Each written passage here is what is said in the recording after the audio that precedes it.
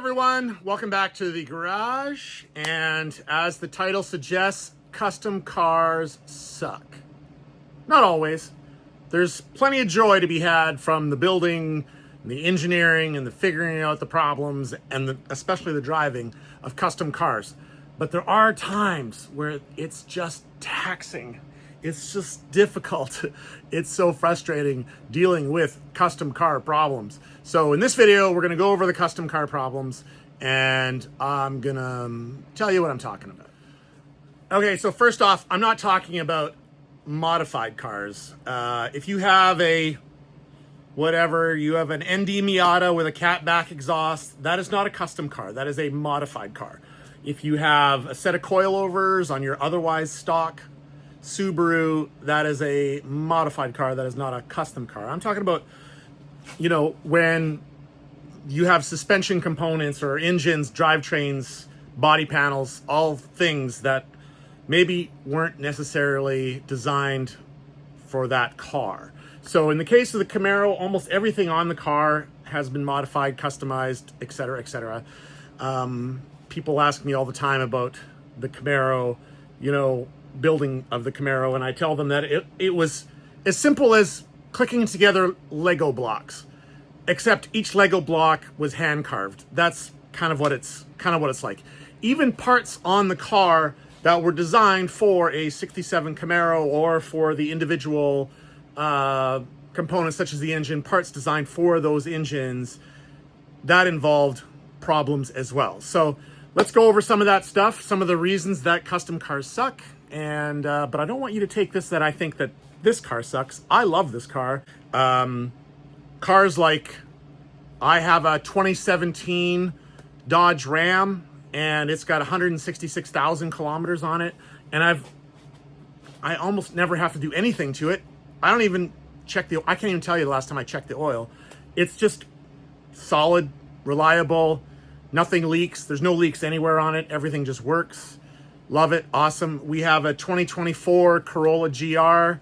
Again, nothing's ever gone wrong with it. You just get it and drive it. It just works. I know that millions of dollars and many engineers have worked on those vehicles to get them as reliable as they are. But certain things, I think that you should be able to have that kind of reliability in a custom car as well. But so far, I haven't seen it. So let's dig into it a little bit. I made a list. I've actually been thinking about making this video for a few weeks now. Not sure if I was going to do it, but today it is Saturday here in Winnipeg. It's rainy, and I have spent the last 4 days putting new tires, new steering rack, new bell housing. What else? There's something else. New battery in this car, and all of this was because of these problems that I'm talking about, and I will get into them. Now, most of the examples I give are going to be with this car, Casper the Camaro, because this is the freshest in my memory, and this is really what triggered this video. So, and right now, in case you're wondering, I am using a Steadicam that has the face tracking technology. So if it gets a little behind, it's not that my camera person is slow, it's that my DJI Steadicam is slow.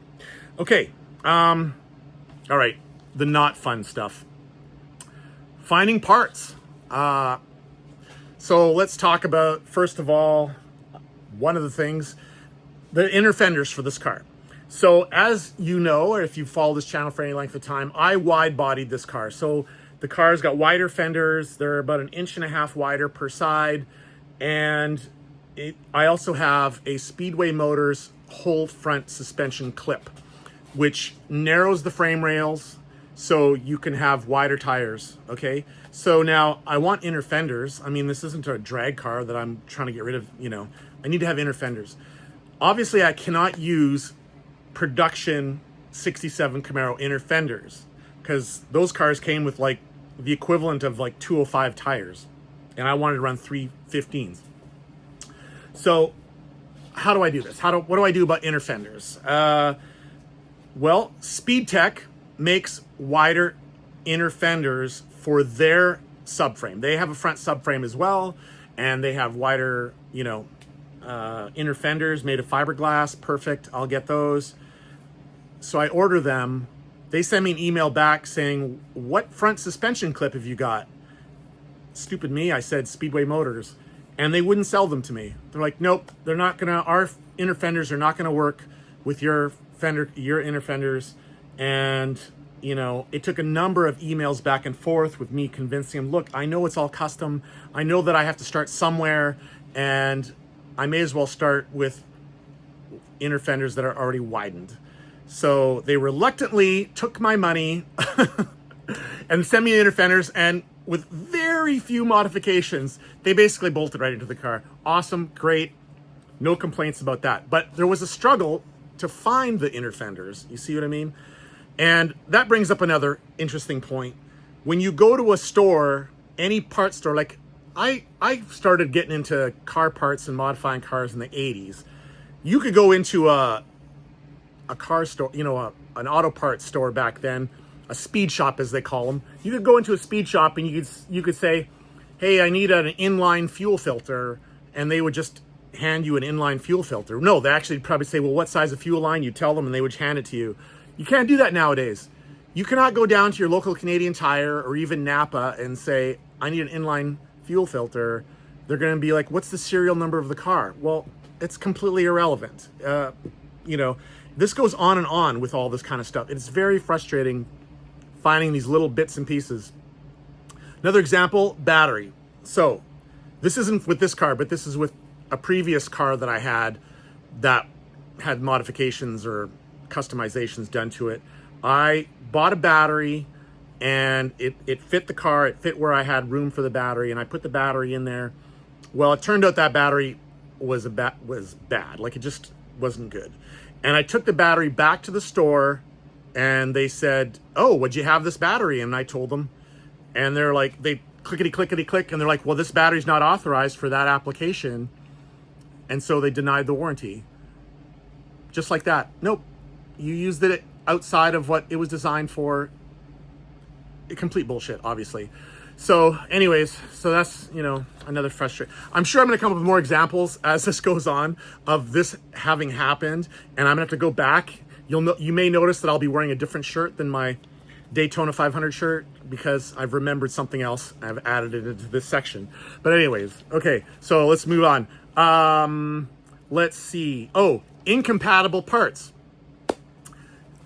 I don't blame Speedway Motors for this, but the whole front clip, I love the Speedway Motors people, and I love the Speedway Motors parts, but here is a problem that I've had. Okay, so I bought the whole front suspension clip, very good suspension, the geometry and all that. I looked into all that. It all looked very good. Put it all in there. Really happy with the fitment and the ease of installation and adjustability of all that. It's awesome. It really is. But it included a steering rack, a power steering rack from an 82 to 88 T-Bird, and it's power steering. So I put that rack in here, and there's nothing in the directions that indicates exactly what pump you're supposed to use in conjunction with that rack. So, I get the LS7. The LS7 had all of its serpentine belt drive system, and that belt system that didn't fit the Speedway Motors front the front clip, because it has these bars that go up, and the LS7 serpentine belt drive was just too wide. So I had to get a whole CVF, compact serpentine belt system for the LS7. And if you watch a previous video, I go over all the drama with that because it's an LS7 and has slightly different spacing on the lower pulley and everything, and resulted in thrown belts. That's a whole other thing from another video. But anyways, so I put it all together, and right from day one, the power steering it winds, and so I assume it's the pump that's whining. So I call CVF, and I'm like, this pump whines, and they ask me questions like, what rack you're using and everything, and they're like, well, we think because of your application, you need a higher volume pump. And we recommend this pump. This is a high volume pump. And so even though the pump that I had on there was brand new, I spent another $500 US on this high volume pump. I put that in there. Exact same problem. It whines and it leaks. Not the pump. The pump doesn't leak. The rack leaks. This brand new rack leaks. So Speedway Motors sells new lines. I put new lines in it, all new lines, and think that that's going to solve the problem. It does not. I call CVF back, and they suggest that the reservoir for the pump is the problem. Like, it's too small a reservoir and it's cavitating and it's causing bubbles and blah blah blah. Hey, go out. It wasn't their brand, it was another brand, but they're like, we suggest this reservoir, which has an oil air separator in it, and it has a filter in it, and it has a high volume. And so another bunch of money. I buy that, I put that on. Same problem. I have wine in the steering, and it leaks where the shaft goes into the back of the rack, like where the steering shaft goes in. It leaks out of there. It won't do that immediately. If I bleed the brake, or not the brakes, if I bleed the power steering when it's up in the air and everything, it's all cool. But after an autocross, there's a puddle of power steering fluid beneath the car. So it had already way long expired any kind of warranty on that rack. So I just bought another identical rack from Speedway Motors, bolted it all in there. Exact same problem. It leaks out the back. There's a pool of power steering fluid. Okay. Now I look on the website for Speedway Motors at this exact rack and see it's rated for 1200 PSI of pressure. Well, the pump I have is probably capable of higher pressure than that. So I have to buy a third rack from Detroit Speed. It's a motorsports rack. It's rated for 1800 PSI. It's now in the car. I have yet to drive it to see if it's going to solve the problem. But so far, sitting here in the garage, turning back and forth, it doesn't whine. And so far, no leaks. So maybe it solved the problem. But, you know, we're talking about $1,000 in steering racks, USD, in steering racks later. So frustrating, right? All the components have been changed, you know, like, I forgot. So the pump, the original pump that I got from CVF, it says, if you look it up, it's rated for 6,500 RPM of pump speed maximum. And with the LS7 and the pulley that CVF sent me, I was spinning that pump at 11,100 RPM. So I got CVF to send me a smaller, lower diameter pulley, which I had to get machined to fit the LS7. So now it's spinning it at the right RPM. Another attempt to fix this problem, because nobody can really tell me what the problem is. Anyways, so we'll see. I don't know. I haven't driven the car yet since solving that or fixing that. So, you know, what are you going to do? So there's that. Poorly made parts. This is another issue. Poorly made parts. So I have these wheels. Wait a minute. Since I'm going to talk about wheels. Okay. I put the Speedway Motors rear suspension, which includes a rear diff, awesome differential, super strong, welded up 9-inch Ford-based rear end with full floater, blah, blah, blah. I get one of those fancy tools to get the wheel spacing right. And I figure out what width and wheel spacing I need. And then I try to find a production car that runs the sizes that I want. So I needed an 18-inch wheel. I wanted, 11.5 to 12.5 inches wide with a certain offset. I can't remember what that offset is, 7 inches or something like that. By the way, I know people are going to be posting in the comments, oh, I know of a car that has that, or I know of a part, that part is a problem because I use that same part. I knew that. Hey, post in the comments. Tell me what I should have done about these different issues. You tell me what I should have done. I'm just one man who's, based on my previous experiences with built cars, I just went on what knowledge I had and did as much research on the internet as I could before doing all this stuff. But anyways, I tried to find production wheels that were the right offset and width and bolt pattern for this car, because if you can find something, say off of a 2012 Mustang. Those are super cheap. You can buy a whole set of 4 of those alloy wheels, nice pattern, all that stuff, super cheap. It's easy, right? But everything on the car is custom. For some reason, I couldn't find any car that ran the sizes I needed. So guess what? I had to buy custom-made wheels. They were $1,000 USD each wheel. They're beautiful, BC forged, gorgeous wheels. Love them, love them, love them. But I would like to have 2 sets of them. One for my daily tires, my daily driving tires, and one for my competition tires. But that is simply out of the budget to have 2 sets of wheels when they're that much money. God forbid I bend one of them. Anyways, okay, back to the wheels.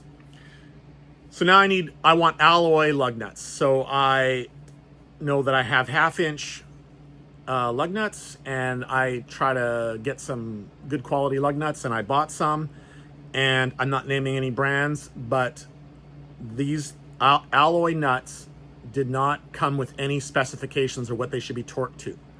So I've been torquing them to 90 foot-pounds. Well, on a trip back from one of the races, I had a wheel start to wobble on me, and I carried a torque wrench with me and checked it, and they had come loose, and one of them, when you went to torque it to 90, just kept spinning, like it stripped it out. Okay, so all right, so I double checked all of them, and it happened 2 more times where these nuts stripped. Well, that's kind of scary, right? When you're racing the car like this and you have lug nuts stripping out. And I thought maybe I'm over torquing them. I went and asked ChatGPT, alloy wheel nuts this size, what should they be torqued to?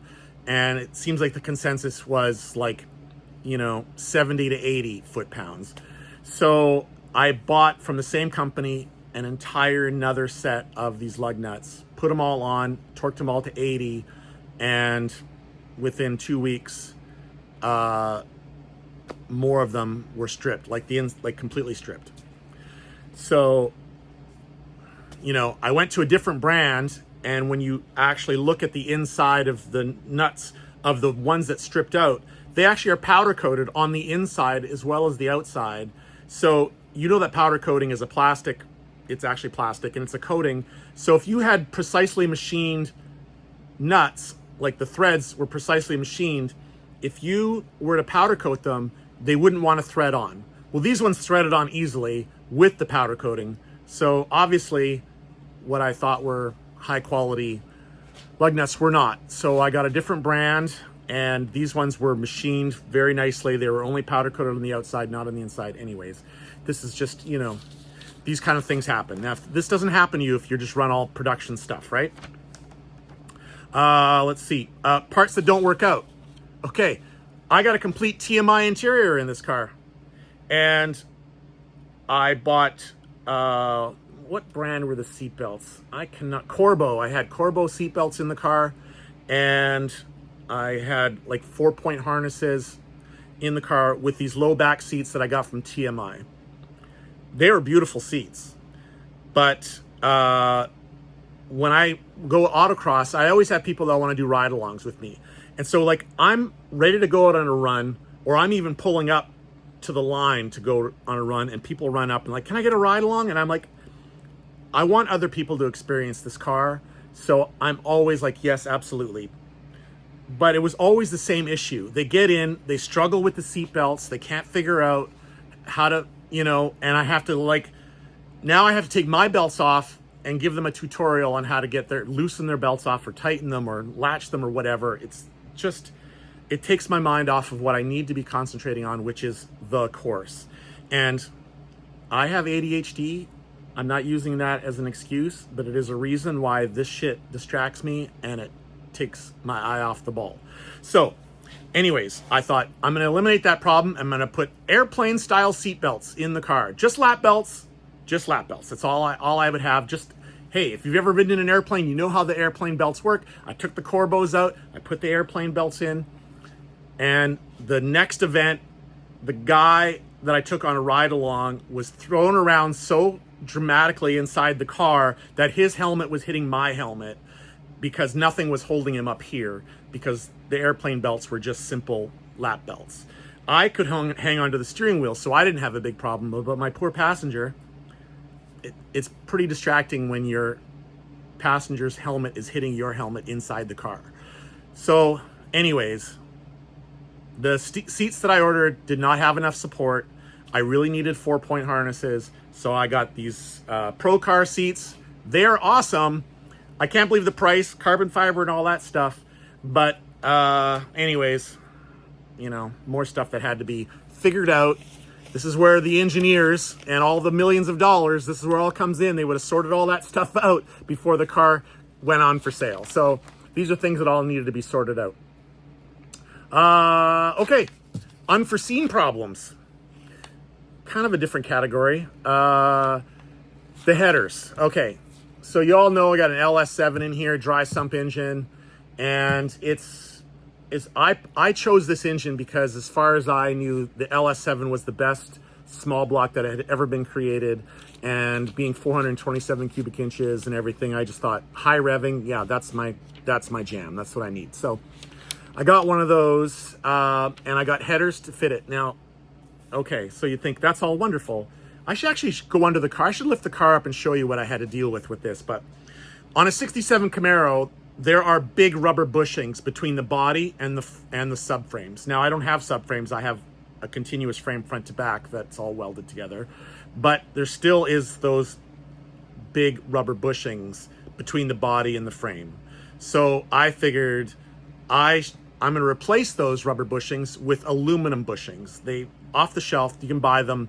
They're the same thickness as the rubber, and they bolt right in there. Bolted them in, looked at the gap between the body and the frame, and I felt I can do better than that. And I took those aluminum bushings and I machined them to half the thickness. So I probably took half an inch or 3/4 of an inch off. So the car actually sits lower on the frame than it would normally. And you think, no problem, it shouldn't create any problems, right? Well, it did.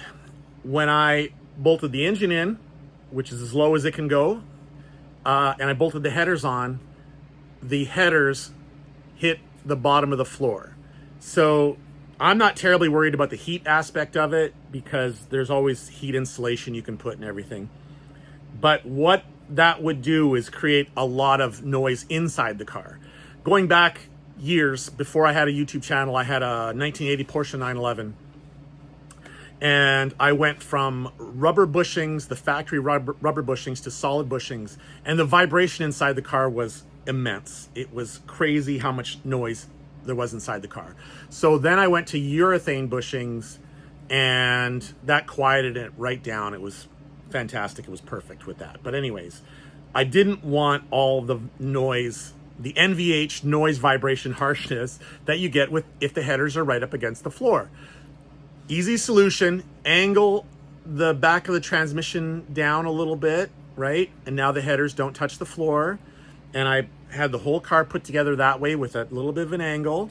And unfortunately, when I very first started driving the car, that I realized that had put the U-joints out of their ideal range, right? The engine was angled down too far, and no changes in the angle of the diff would solve that problem. It would always have all these vibrations inside the car, lots of transmission noises, etc., etc. So, you know, I tried to get the balance between the engine angle and the diff and the floor, the headers touching the floor, and there was no real compromise. Either I had lots of interior noise from vibration, or I had a vibration coming from the U-joints not liking what they were experiencing. So ultimately I had to take the headers off, and I had to squish them a little bit in that area where they were touching the floor. And if you've watched Engine Masters, you know that a little bit of squishing on headers doesn't result in any power loss at all, so I'm not worried about that. But it is just, you know, another thing. Changing the thickness of the bushings had this trickle-down effect of, you know, it really affected where the headers landed up and all that and everything. And yeah, so there's all that stuff. Okay, bracket for the torque arm. So I got this torque arm rear suspension on here from Speedway Motors. Again, awesome pieces, can't believe the price. But it has this front piece that's meant to bolt onto the front of a stock Ford 9-inch differential. Now, I know from previous experience at autocrossing and hard launches that diffs get broken. I have now broken 5 transmissions in cars from autocrossing, the hard launches. So I wanted a diff in this car that was gonna put up with, no matter how hard I launch it, it's gonna put up with it.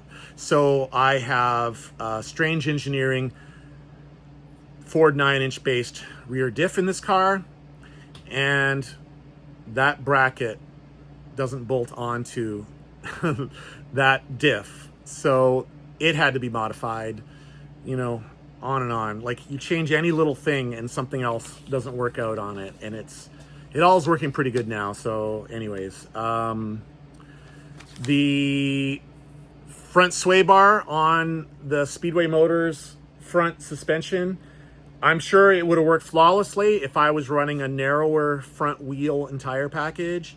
But because I'm running such wide wheels on here, at full lock, the wheels would actually hit the sway bar arms. So those arms had to be modified in order to not scratch up my wheels. So that's, you know, more stuff, right? Frustrations.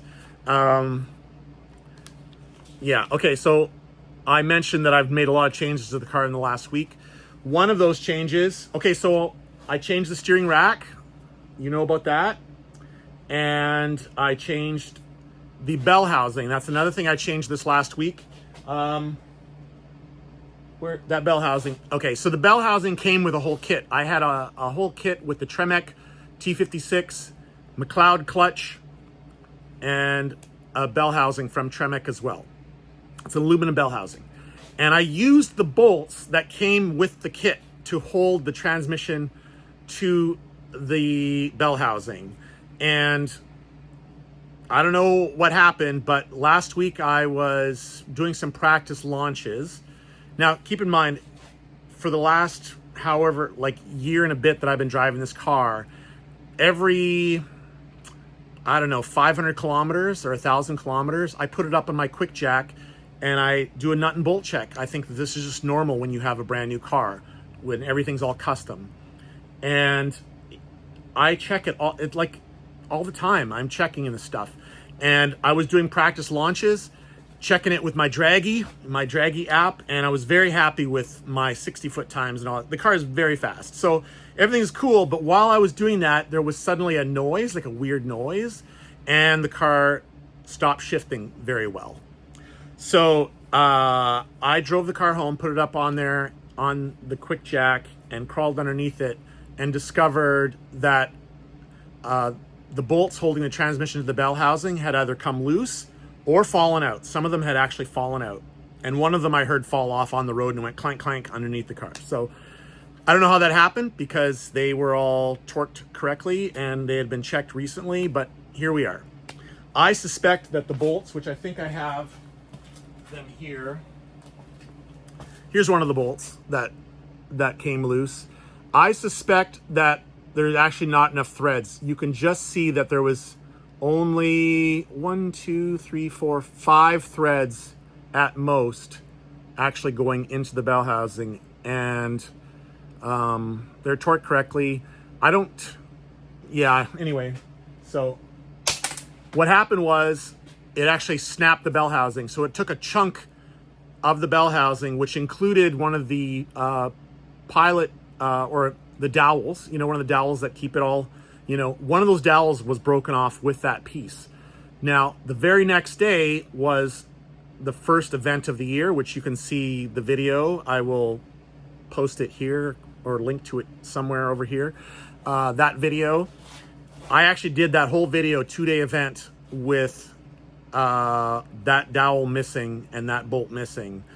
I had all the rest of the bolts. I got new bolts, more threads, deeper. So it went in deeper. I used locking washers and Loctite and did the whole event, 0 issues. But I went to the company that sold the whole kit and they don't sell that bell housing any longer. They now sell a steel one because the steel one is stronger and more reliable. Yes, okay. I guess they realized that the aluminum one wasn't the best either. So yeah, so I had to do that whole thing. Anyways, yeah, frustrations, right?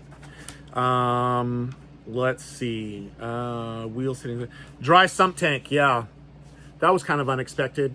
So I have this dry sump LS7 and the factory C6Z06 Corvette reservoir for all the oil doesn't fit.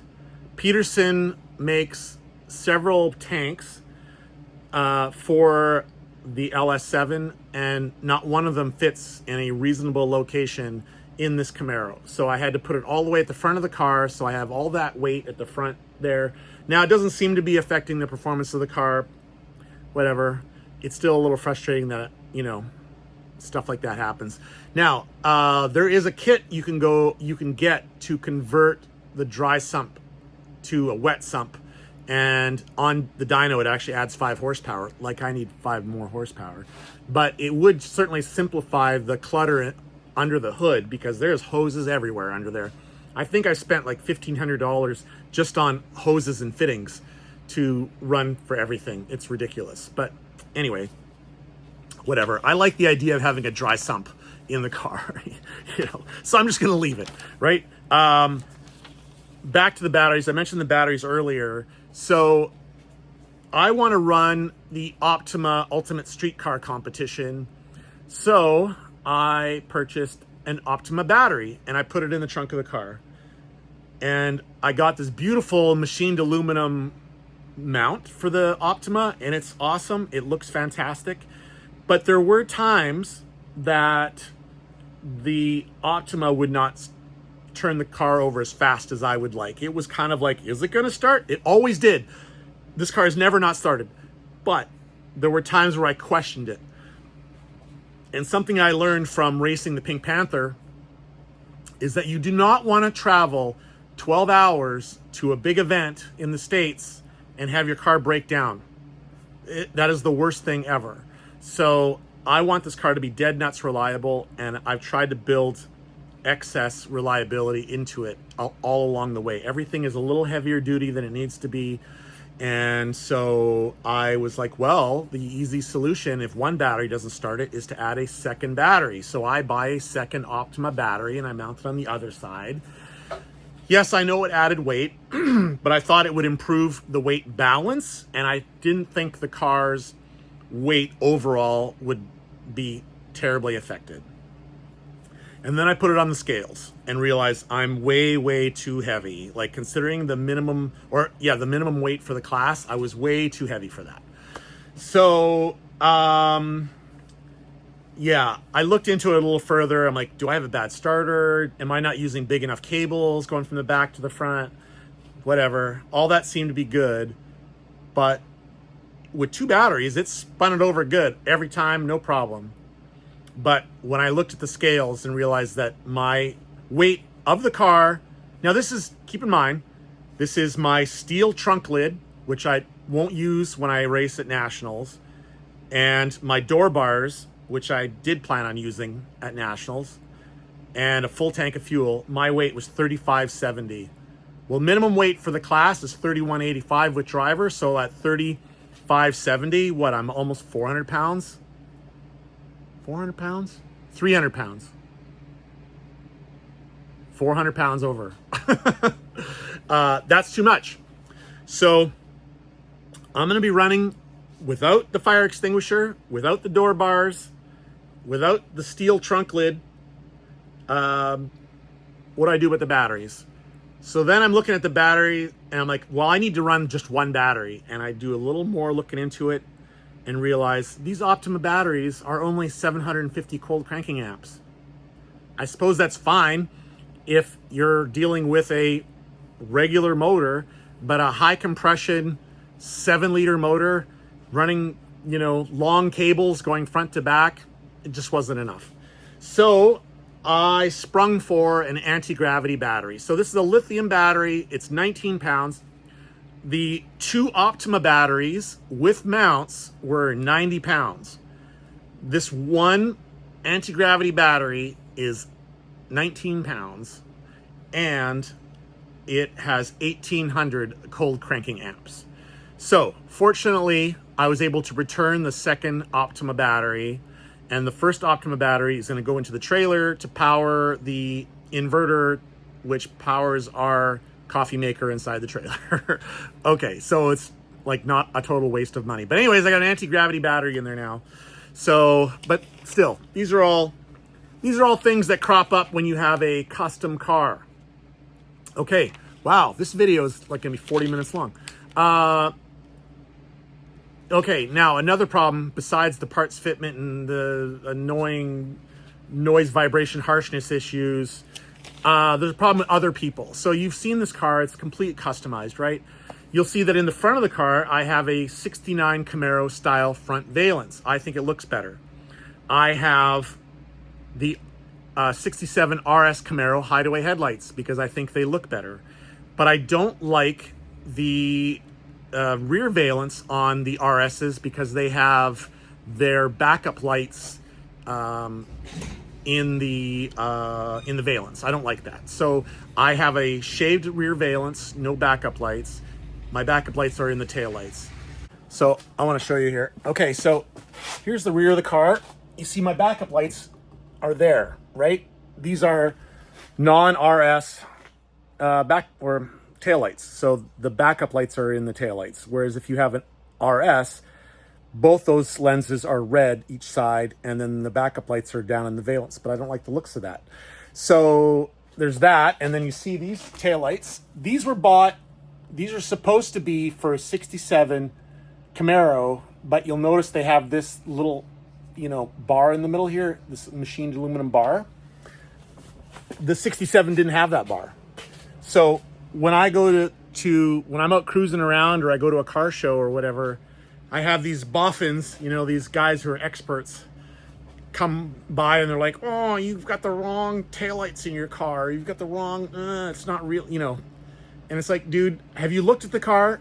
It is complete custom. Do you really think that I'm going to get caught up in I have RS, hideaway headlights, but I don't have the RS rear taillights or valence? Like, it's frustrating. Last week I was at a car show, just attending the car show. I didn't have the car in the car show. I was just out in the parking lot. And I was wearing a Porsche shirt, but getting into my Camaro, and this guy was offended by that. He was like, why are you wearing that Porsche shirt when you got a Camaro? And it's just like, because I love cars. Like, I love all cars. They're all cool. I'm agnostic when it comes to cars. Anyways. Okay, so other people. All right, so you're sitting at a light. I'm sitting at a light with this thing. I got this giant motor, and it's got a really lumpy cam in it, and it sits there, and it's got a lot of chop to it, right? And people are like, something wrong with your car. Yeah, no, something wrong with you. You need to educate yourself. So anyways, I already talked about the seat belts and the tutorial. I hate giving tutorials on how to use the seat belts in my car. I gave somebody a ride in my car at an autocross event last weekend, and I'm ready to go. I'm ready to race, and I had to show the guy how to loosen off the seat belts. I now have these Sparco seat belts. I got these because these seat belts, you can use just the lap belt portion, or you can click in the harnesses, the shoulder harnesses, and I thought this is ideal. And they just click in, click, click. You'd think that'd be so easy, just click together. Nope. The guy needed them to be longer, couldn't figure out how to make them longer, and he's scrambling around, and they're giving me the motion of go, go, go. And so I had to give another tutorial on the seatbelts. For the rest of that event, I just kept saying no anytime somebody wanted to go for a ride with me. So anyway, or you have to give a tutorial on how to close the door. They give it a little, it's like, hey man, this isn't a new Toyota Corolla. You got to give it a good, whatever. It's frustrating. Actual driving. The actual driving. This is another category. This is, okay. It's glorious to be able to step on the gas and roast the tires anywhere, anytime. It's awesome. Hearing this thing now that I have the auto blip and it, automatically blips the throttle and downshifts, it's amazeballs. I love it. But there are issues with noise, vibration, and harshness, right? If you drive around a modern car, even a car, let's say, okay, so I've driven a lot of cars. I would say that the stiffness of my car is comparable to, say, a Subaru STI. Subaru STIs are kind of stiff, right? But you drive around in one of those, you have the stiffness, but there's not a lot of noise and vibration. I would like to get this car down to the level of, say, a Porsche GT3 for noise, vibration, and harshness. I know that the engineering that goes into the Porsche is so advanced over a schmuck like me can do, but the goal is eventually be there with the noise, vibration, harshness. So that's something you just, on a custom car, it's pretty hard to get those levels. Visibility. Okay, I'm talking about not the visibility of, can you see the car? Obviously, it's very visible. But these little mirrors, like, have you seen these mirrors? They're beautiful.